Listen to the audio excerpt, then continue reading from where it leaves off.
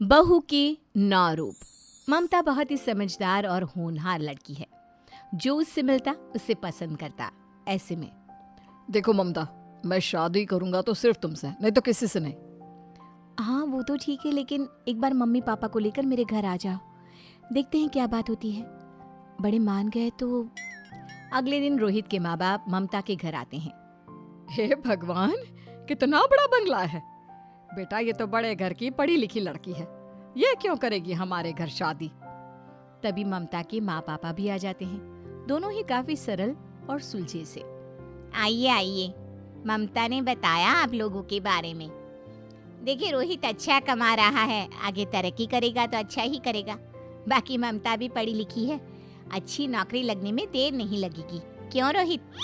हाँ आंटी, वो क्या है ना, मैं बहुत मेहनत करूंगा और मैं वादा करता हूँ मैं ममता को हमेशा खुश रखूंगा। अरे कोई हमें भी पूछ लो, या फिर रिश्ता पक्का हो ही गया हो तो हम चले जाएं।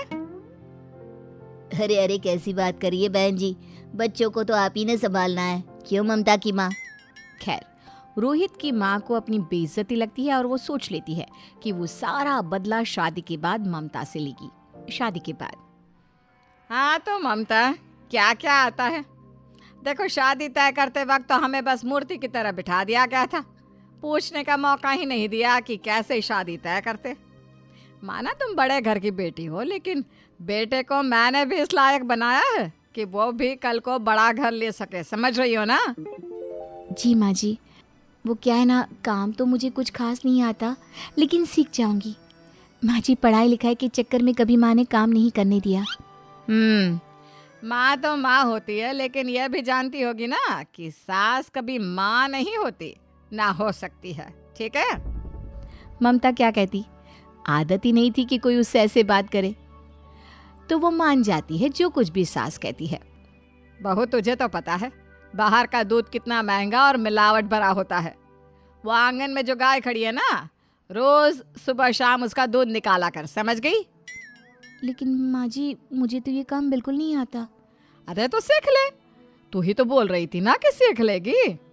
देख बहू, गाय हमारी माता होती है, वो दूध दे रही है ये एहसान है, लेकिन तू सर पर पल्ला रख कर साड़ी पहन कर ही दूध निकालेगी, समझी। जी माँ जी। अब जो ममता जीन्स टी शर्ट के बिना कुछ ना पहनती थी, पति के उठने से पहले ही साड़ी सर पर पल्ला रखकर गाय का दूध निकाल रही होती है। हायरी, ये काम तो बड़ा मजेदार है, चलो एक सेल्फी ले लेती हूँ। ममता घूंघट में सेल्फी लेकर फेसबुक पर डाल देती है। क्योंकि घूंघट में चेहरा नहीं दिख रहा था, कोई नहीं पहचान पाता कि वो ममता है। फिर अगले रोज, यार मैं जब भी सोकर उठता हूँ तुम पास नहीं होती, कब उठती हो तुम?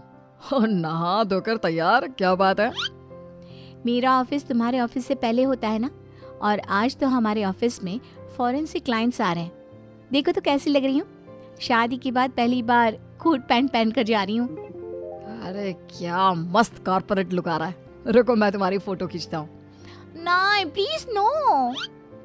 नो बोलते वक्त ममता का हाथ उसके चेहरे पर था, जिससे उसका चेहरा नहीं दिखता, और ये फोटो भी चली जाती है फेसबुक पर। ये क्या ममता, फोटो में चेहरा क्यों नहीं दिखा रही हो? वो क्या है ना, शादी के बाद ऐसे कपड़े ठीक नहीं लगते। सब ठीक लगता है, कमाने वाली बहू हो तो कुछ भी पहन सकती है। ममता हंसकर पति की बात टाल देती है। फिर अगले रोज, बहू आज कीर्तन है तो ऑफिस मत जाना, पता है ना नवरात्रों का आखिरी दिन है। और हाँ, आज ना कोई भारी साड़ी पहन लेना। ठीक है माँ जी। दोपहर में ममता लाल रंग की चुनरी साड़ी में तैयार हो जाती है। सास परेशान सी घूम रही होती है कि क्या हो गया माँ जी। अरे बहू, कीर्तन की मंडली नहीं आई और आसपास की औरतों का आना शुरू भी हो गया। फोन किया तो उन लोगों का फोन भी नहीं लग रहा।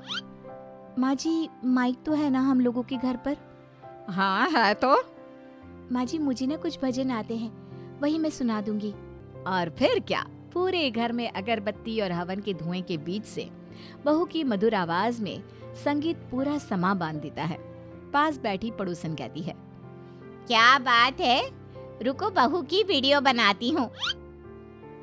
धुएं के बीच में ममता के मधुर गाने की वीडियो भी जाती है फेसबुक पर, लेकिन यहाँ भी उसका चेहरा नहीं दिखता। अब बहू के गाने का वीडियो वायरल हो जाता है। दूसरे दिन ममता की सास के पास फोन आता है। अरे लता जी, आप कैसे फोन करना हुआ? अरे भाई, कौन सी मंडली मंगवाई थी? क्या भजन था आप लोगों के घर का? मान गए, जरा नंबर तो देना। लता जी, मंडली ने तो ऐन वक्त पर धोखा दे दिया था। वो तो मेरी बहू की आवाज है, वही गा रही थी। अरे वाह वाह वाह वाह, क्या बात है! जरा बात तो कराना बहू से, हम भी बधाई दे दे उसे, कितनी अच्छी आवाज है। अरे वो तो इंजीनियर है, वो जॉब पर गई है। अरे वाह, क्या बात है! कितने रूप है तुम्हारी बहू के। लता फोन रख देती है, लेकिन सास अब सासू माँ सोच में पड़ जाती है कि सच में उसकी बहू के कितने रूप है। फिर एक रोज, बेटा जरा अस्पताल ले चल, लगातार चक्कर आ रहा है। अरे माँ, कुछ नहीं हुआ होगा, बस ज्यादा खा लिया होगा, आराम कर ठीक हो जाएगी। मुझे तो ऑफिस जाना है, जरूरी काम है। बेटा माँ की बात को टालकर ऑफिस चला जाता है। सास सोफे में ही लेट जाती है कि तभी ममता ऑफिस के लिए तैयार होकर आती है। क्या हुआ सासू माँ, सब ठीक है ना? नहीं बेटा, पता नहीं क्यों चक्कर पर चक्कर आ रहे हैं। ओ माँ रुकिए, ये तो खतरे की घंटी भी हो सकती है। बहू फट से कमरे में जाकर बीपी नापने की मशीन ले आती है। वो सास की बीपी नाप रही होती है कि पीछे से ससुर जी अपने नए फोन से सास की फोटो खींचते हैं, जिसमें ममता की पीछे से फोटो आ जाती है, सास की मशीन से बीपी नापते हुए। क्या हो गया है ममता तेरी सास को? माँ जी को चक्कर आ रहे थे, बीपी लो है पापा जी। मैं घोल दे रही हूँ, मम्मी को सारा दिन पानी में मिलाकर पिलाते रहिएगा। बहू ससुर को घोल दे देती है। देखो कैसी फोटो आई है, इसमें तो बहू पूरी डॉक्टर लग रही है, बस चेहरा नहीं दिख रहा। ससुर भी फोटो को फेसबुक पर अपलोड कर देते हैं। सारा दिन वो सास को बहू का दिया घोल देता है और फिर शाम को, माँ कुछ खाने को दे, भूख लग रही है। सास गर्मा गर्म पकोड़े लेकर आती है। क्या बात है, जब घर से निकला था तो तुम्हें चक्कर आ रहा था और अब? अरे भला हो बहू का, तू तो बिना कुछ पूछे चला गया। उसने मेरा बीपी चेक किया, कोई घोल दिया, 2 बार घोल पीकर मेरा बीपी बराबर हो गया, नहीं तो मुझे तो लग रहा था कि मैं मर ही जाऊंगी। तभी बहू आ जाती है। मर कैसे जाती माँ जी, अभी तो आपको अपने बड़े घर में शिफ्ट होना है। कैसी बात कर रही है बहू, सच में? कैसे? माँ जी, मैंने और इन्होंने मिलकर कुछ पैसे सेव किए हैं। मैंने नहीं माँ, इस अकेली ने सारी सेविंग्स की है, और इतना ही नहीं, शहर में जमीन देकर फाइनल भी की, और अब ये उस पर मकान बनाने का नक्शा तैयार कर रही है। अरे वाह, क्या बात है, क्या बात है बहू, जरा दिखाओ तो डिजाइन। हाँ हाँ पापा बिल्कुल, लेकिन उसके पहले सासू माँ का बीपी एक बार और चेक कर लूँ। बहू सास का बीपी चेक कर रही होती है कि सास उसे देखती है, और फिर उसे लता की बात याद आती है कि बहू के कितने रूप है। सास का बीपी चेक करके वो पेपर के डिजाइन ससुर को दिखाती है, हाथ में पेंसिल लेकर, बिल्कुल किसी आर्किटेक्ट की तरह। वो ससुर जी को घर का नक्शा दिखा रही होती है तो सास उसकी फोटो खींच लेती है। भले ही बहू का चेहरा ना दिख रहा हो, लेकिन साफ पता चल रहा था कि ये फोटो किसी बड़े आर्किटेक्ट की है। बड़ी प्यारी फोटो आई है बहू, इसे तो मैं फेसबुक में डालूंगी। दिन रात मेहनत करती है बहू और घर बन जाता है। फिर जिस दिन गृह प्रवेश होता है, वाह बहू वाह, कितना प्यारा घर है। माँ, ममता ने इसकी दीवार से लेकर फर्श, पर्दे से लेकर बेड, सब कुछ खुद पसंद किया है। और माँ, ममता ने ही इस घर का नाम आपके और पापा के नाम पर रखा है। माँ जी, इस बार के नवरात्रों में 9 देवियों की पूजा हम इस बड़े घर में ही करेंगे। सास की आंख में आंसू आ जाते हैं। जिस घर में तेरे जैसी बहू, जिसके 9 नहीं न जाने कितने रूप है, और हर रूप पूजनीय।